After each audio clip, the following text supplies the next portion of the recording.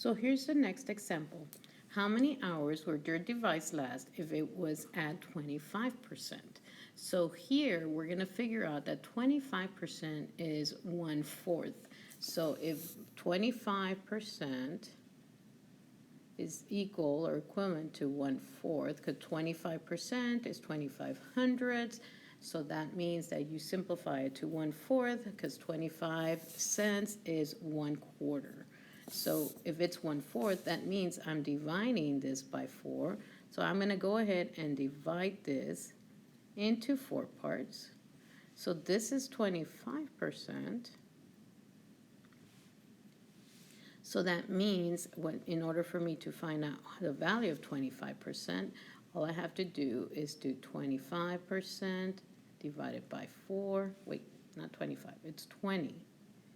Sorry about that. It's 20 divided by 4. Then your answer is going to be 5. So that means this is going to last 5 hours. Okay, if they wanted 50%, it will be 10 hours like we said earlier. But how about if this is 50%, how about if I had 75%? So 75%, well, if you think about it, 25 times 3, so 25 times 3 is 75.